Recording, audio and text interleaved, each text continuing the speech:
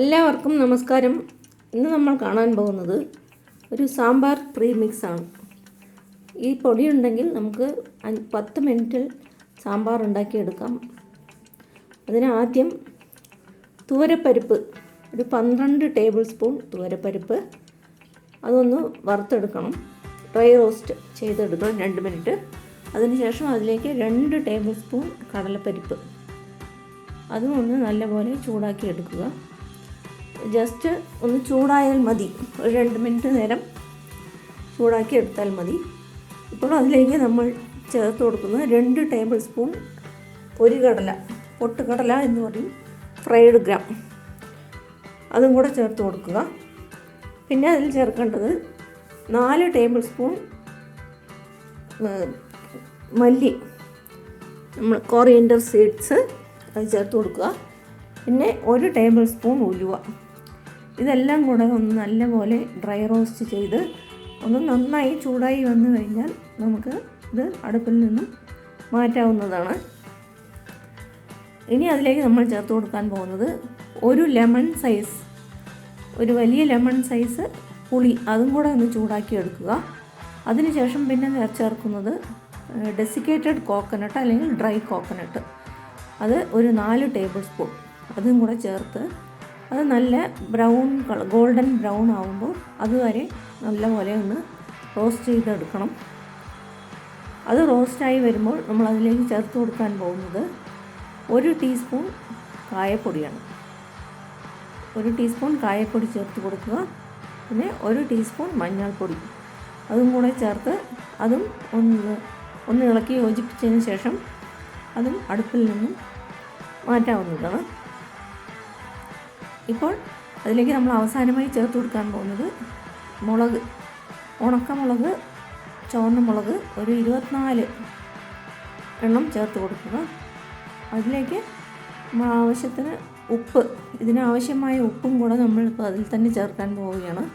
അതും കൂടെ ചേർത്ത് അതും നല്ലപോലെ ചൂടായ ശേഷം സ്റ്റൗ ഓഫ് ചെയ്തിട്ട് ഇതെല്ലാം ഒന്ന് തണുക്കാനായിട്ട് അനുവദിക്കുക. പിന്നെ നമ്മൾ ഇനി വേറൊരു പാനിൽ കടുക്, 1 ടീസ്പൂൺ കടുകിട്ട്, കടുക് പൊട്ടുമ്പോൾ നമ്മൾ എണ്ണയൊന്നും ചേർക്കുന്നില്ല, അതിൽ വെറുതെ അങ്ങനെ തന്നെ ഇട്ട് കടുക് പൊട്ടിക്കണം.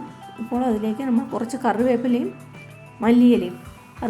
മല്ലിയിലയും നല്ലപോലെ കഴുകി തുണി വെച്ച് നല്ലപോലെ തുടച്ചെടുക്കുക. അതിൽ നനവൊന്നും ഉണ്ടാവാൻ പാടില്ല.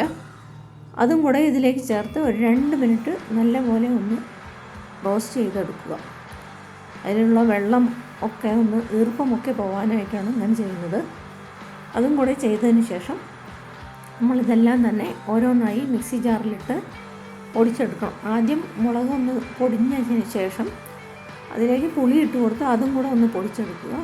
പിന്നീട് നമുക്ക് ബാക്കിയുള്ള എല്ലാ ചേരുവകളും ഓരോന്നായി ചേർത്ത് എല്ലാം കൂടെ ഒന്ന് പൊടിച്ചെടുക്കാവുന്നതാണ്. ഇത് ബാച്ചിലേഴ്സിനൊക്കെ വളരെ യൂസ്ഫുള്ളായ ഒരു റെസിപ്പിയാണ്. നമുക്ക് ഒരു ഉള്ളിയോ തക്കാളിയോ ഒക്കെ ഒന്ന് വഴറ്റിയെടുത്താൽ ഈ സാമ്പാർ മിക്സ് അതിൽ ചേർത്ത് കുറച്ച് വെള്ളവും ചേർത്ത് കലക്കി അതിൽ ചേർത്ത് കൊടുത്താൽ നമുക്ക് 10 മിനിറ്റിൽ തന്നെ നമുക്ക് സാമ്പാർ റെഡിയാക്കാൻ പറ്റും. അതുകൊണ്ട് നിങ്ങൾ എല്ലാവരും ഇതൊന്ന് ട്രൈ ചെയ്ത് നോക്കണം. എല്ലാവർക്കും ഈ വീഡിയോ ഇഷ്ടപ്പെട്ട് കാണുമെന്ന് വിചാരിക്കുന്നു. ഇപ്പോൾ നമ്മുടെ സാമ്പാർ പൊടി റെഡിയായി. സാമ്പാർ പൊടി പൊടിച്ചെടുത്തതിന് ശേഷം നമ്മൾ ആ വറുത്ത് വെച്ചിരിക്കുന്ന കടുകും മല്ലിയിലയും ഒക്കെ വറുത്ത് വെച്ച് അതിലേക്ക് ചേർത്ത് കൊടുത്ത് എല്ലാം കൂടെ ഇളക്കി യോജിപ്പിച്ചതിന് ശേഷം ഒരു എയർ ടൈറ്റ് കണ്ടെയ്നറിലിട്ട് സൂക്ഷിച്ച് വയ്ക്കാവുന്നതാണ്. നമുക്ക് ആവശ്യമുള്ളപ്പോൾ അതെടുത്ത് ഉപയോഗിക്കാം. ഇപ്പോൾ ഒരു പാനിൽ 1 ടീസ്പൂൺ എണ്ണ ഒഴിച്ച് അതിലേക്ക് ഞാൻ ചെറിയ ഉള്ളിയാണ് ചേർക്കുന്നത്. ചെറിയ ഉള്ളി ചേർത്ത് നല്ലപോലെ ഒന്ന് വഴറ്റിയെടുക്കുക. നിങ്ങൾക്ക് ആവശ്യമുള്ള പോലെ വലിയ സവാളയോ അല്ലെങ്കിൽ തക്കാളി, ക്യാപ്സിക്കം എന്ത് വേണമെങ്കിലും ചേർക്കാം. അത് അവരവരുടെ ഇഷ്ടത്തിനനുസരിച്ച് ചേർത്ത് കൊടുക്കാവുന്നതാണ്. ഇതൊന്ന് നല്ലപോലെ വഴണ്ട് വരുമ്പോൾ അത് ഒരു പാത്രത്തിലേക്ക് മാറ്റി അത് കുറച്ച് വെള്ളം ഒഴിച്ചിട്ട് ഇനി അതിലേക്ക് നമ്മൾ ചേർത്ത് കൊടുക്കാൻ പോകുന്നത് ഈ premix powder, sambar premix powder, ഇപ്പോൾ തയ്യാറാക്കിയ ആ പൗഡറാണ് ചേർത്ത് കൊടുക്കാൻ പോകുന്നത്. അത് ഒരു 1.5 ടേബിൾ സ്പൂൺ സാമ്പാർ പൊടി എടുക്കുക. അത് ഒരു കപ്പ് വെള്ളമൊഴിച്ച് നല്ലപോലെ മിക്സ് ചെയ്തതിന് ശേഷം ഇളക്കി നല്ലപോലെ യോജിപ്പിച്ചതിന് ശേഷം അത് നമ്മൾ ആ ഉള്ളിയിലേക്ക് ചേർത്ത് കൊടുക്കണം. പിന്നീട് നല്ലപോലെ തിളച്ച് വരണം. ഇപ്പോഴും ഞാൻ ഉണ്ടാക്കുന്ന ഈ സാമ്പാർ 2 പേർക്ക് അളവ് ശരിയായിരിക്കും. അതിന് 1.5 ടേബിൾ സ്പൂണാണ് ഞാൻ എടുത്തിരിക്കുന്നത്.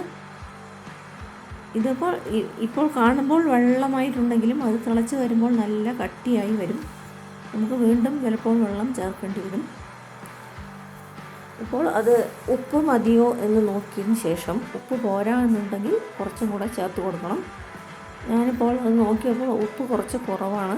അപ്പോൾ കുറച്ചും കൂടെ ഉപ്പ് അതിൽ ചേർക്കാനുണ്ട്. അതിനു മുമ്പ് കുറച്ചും കൂടെ വെള്ളം, ഒരു 1/4 കപ്പും കൂടെ വെള്ളം അതിൽ ചേർത്ത് കൊടുത്ത് അതൊന്ന് നല്ലപോലെ തിളച്ച് വരട്ടെ.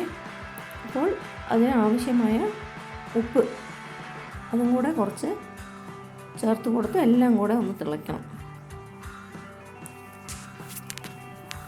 ഉപ്പും ചേർത്ത് കൊടുത്തു കഴിഞ്ഞു. ഇപ്പോൾ അതും നല്ലപോലെ ഒന്ന് തിളച്ച് വന്നതിന് ശേഷം നമുക്ക് സ്റ്റവ് ഓഫ് ചെയ്യാവുന്നതാണ്. ഇപ്പോൾ ഇതിൽ നമ്മൾ എണ്ണയൊന്നും തന്നെ ചേർത്തിട്ടില്ല. അതുകൊണ്ട് അവസാനമായിട്ട് വേണമെങ്കിൽ നമുക്ക് ഒരു ടീസ്പൂൺ നെയ്യോ അങ്ങനെ വല്ലതും ചേർത്ത് കൊടുക്കാം. ഇപ്പോൾ അതിലേക്ക് കുറച്ച് കറിവേപ്പിലയും കൊത്തമല്ലിയും ഇലയും കൂടെ ചേർത്ത് കൊടുക്കുക. അത് നിർബന്ധമില്ല. എന്തുകൊണ്ടെന്നാൽ നമ്മൾ മുമ്പേ തന്നെ അതിൽ ചേർത്ത് കൊടുത്തിട്ടുണ്ട് കറിവേപ്പിലയൊക്കെ. ആവശ്യമുണ്ടെങ്കിൽ മാത്രം ചേർത്ത് കൊടുക്കാൻ നല്ലൊരു മണം കിട്ടും. അപ്പോൾ അതിലേക്ക് ഒരു ടീസ്പൂൺ നെയ്യും കൂടെ ചേർത്ത് കൊടുത്തതിന് ശേഷം നമ്മുടെ സാമ്പാർ ഇപ്പോൾ റെഡിയായി. നല്ല ചൂട് ചോറിൻ്റെ കൂടെ കഴിക്കാൻ നല്ല രുചിയുള്ളതാണ്. ഈ വീഡിയോ നിങ്ങൾക്ക് ഇഷ്ടപ്പെട്ടു കാണുമെന്ന് വിചാരിക്കുന്നു. Thanks for watching.